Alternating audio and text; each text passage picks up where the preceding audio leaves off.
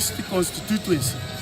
There is a number of issues from Terego and they are countless. You cannot summarize them. The biggest headline in Terego is poverty. Not just simple poverty, but in Terego we are living below poverty. We are living below poverty, and this is what I stand for. And I am going to fight poverty through social entrepreneurship. It's not just a matter of saying I'm going to make these roads, I'm going to help farmers, I'm going to do this. No, it needs a conclusive answer, something which is going to be integrated. One of the biggest problems in Terego is that my district is very rural even to the headquarters. And you realize that government exists to help the community solve social problems. These problems are solved through three sectors. The government sector, which is supposed to be the local government, the business sector, and then the social sector. You now know that in Terego, there is no business sector. Show me any two companies which are operating in Terego. Nothing. If there is no companies operating in Terego, then whose tax are we benefiting on? Where do we get revenue? Everybody is just a peasant. If we don't have a business sector, it means that there is no jobs, it means that there is no revenue, it means that we are not developing. Secondly, we don't have a social sector. People are not coming up to team up to say we want to bring this solution by themselves. Everybody is a peasant. You only found refugee organizations, and they are mostly helping the refugees, not us. If they are to help the refugee hosting community, they help those who have dropped out of school, and the help is not as much as if the people had risen up to form the social sector. I now want to rise up and build the social sector, so that when I build the social sector, people's mindset is going to change and they start to build our business sector. Once the social sector and the business sector, together with the local government, they team up, Terego is developing. This is my mindset. Terego has reached the stage whereby we are supposed to have factories. You can see factories in the neighborhood. We're supposed to develop our hospitals, we're supposed to develop our roads, but I don't know what the people that go before me are doing. I don't see any conclusive answers coming. The young people have now taken matters in their hands. And this is what I, Santus Innocent King, stands for. Holistic development in Terego. How are you going to rally support and win this race now that the incumbent, who is State Minister for Urban Development, Hon Kania, has repeatedly been saying in the public that he is the father of NRM Terego East constituency, Terego district?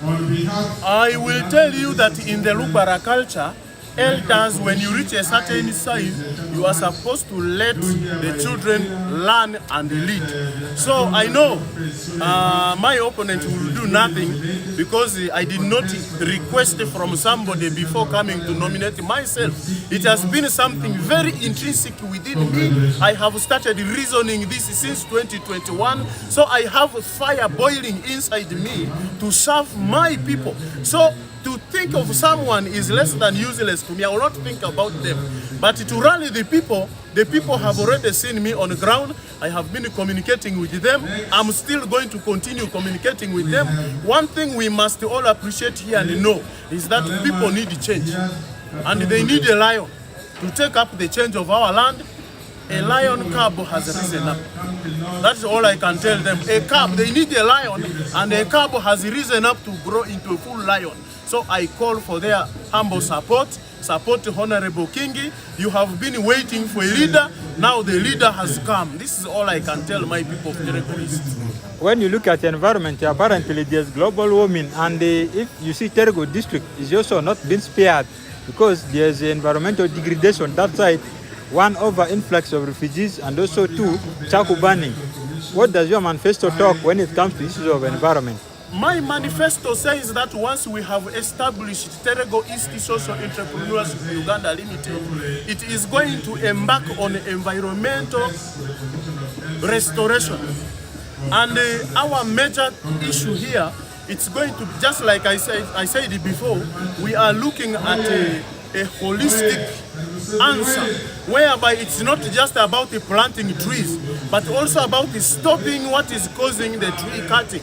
If you look at what has caused the tree cutting, it is not just charcoal. Charcoal is the second in the line. The first thing that has caused the tree cutting is tobacco production. The farmers that are doing tobacco, they have no another activity. Farmers are lacking market for agricultural products. So the only market which is existing in Terego, they are two. One of it is the organizations that are buying tobacco. The second one is the organizations that are buying okra flour. In Terego, we don't have markets. We only have auctions. Kubala is an auction, Ochodi is an auction, Opotan is an auction. All of those are auctions. If an auction, Opotan is an auction. All of those are auctions. If we brand it, we sell it in for the money of processed maize. This is how we are going to avoid tree cutting, because trees are cut to cure tobacco, and they cut any tree as long as you have that tobacco. They trim down mangoes, they cut down cashew nuts, they cut down all the fruity trees. Any tree they just cut. So mine is a holistic development. I don't want to promise the people that I am going to plant trees, but I'm going to stop what is cutting the trees. Yes. Okay, we, the journalists from West Nile who have ever covered stories in Terego, we understand right now there's some disunity in Terego. Yes. When it comes to the political aspect. Opposition are being seen and viewed as what one would say criminals, whereby if you're an NRM, you should not be able to cooperate, coordinate, and work with them. So, what would be your comment over such issues if you are trusted with that position? It will not be useful to comment about disunity, because the people who said that there should be multi-party system, they were visionaries. It is our president who said that one party cannot just go, there should be multi-party system. And the reason why multi-party system was brought is the fact that people of different workings can sit down and reason. They can sit down and reason. So I don't see why I cannot speak with someone who is from another party. If the people have chosen, then I should cooperate with them. The biggest example is the president. You can see with the president, he works with the people. Sorry to mention names, but the recent one, you can see Norbert Mao. Are they not working well? Are they not working with Mr. Fono Opondo? Why down there? Why do we say that we don't work with opposition? So I don't see it as a problem. It is just a multi-party system. This is not opposition. The term opposition is the one which is disturbing me. It is a multi-party system. If you belong to another party, I belong to the NRM. That does not stop me from working with you. So I am not that caliber of a politician who is going to fight a multi-party system. Yes. Okay, lastly, we've been asking, there's a question we've been asking as a survey to all the aspirants and the incumbents. Yes. About the method introduced by Secretariat to have joint campaigns and the voting by lining. Yes. So as here as a candidate, we want to know from if you are okay with those two decisions made by the Secretariat. I love what the Secretariat has done. Actually, that shows you that the people at the NRM Secretariat, they are not joking. They are doing a lot of work. Just accept, I should show you. This is my manifesto. Now that I am bringing my manifesto to the people during the campaigns, I also want my opponents to bring their manifesto. And if you bring your manifesto, it should not only be words. It should be the plans, the proposals you have written to develop the land that you are going to show to the people. When I am campaigning, I usually give this manifesto to the elders there and say, read it as I talk. So when they have read it, they come and summarize it. Which MP, which contestant in my region hasn't written my manifesto? Anything in your head is an idea. If that what idea you have in your head is written down, it becomes a plan. Now you see these people moving uselessly in our constituency, talking ideas in place of plan. If you are coming to this parliament with only ideas, how sure are you that you are not going to forget what you promised to the people? That is why I love us being together. I want to challenge them. They should also challenge me so that the people can see and they select the best. And we have been complaining bitterly because there are situations whereby you find I am the chairperson, I am the MP, I am the everything. What happens? Which means I have the ability to step on the head of somebody else. Now, young people like us, I think this is the first time you're going to see young people coming up. And may we know from you who is that? Here, free and fair. They have called us, go to this tent, go to this tent, go to this tent. As long as you qualify, you stand. I thank them so much for thinking this way. You say that someone is chairman, someone is this and that, and may we know from you who could that person be? You come to Terego, you will find the chairman of NRM is the same one who is the incumbent, is the same one who is the minister, is the same one who wants this and that. So one person cannot be everything. Sometimes the specialization is needed.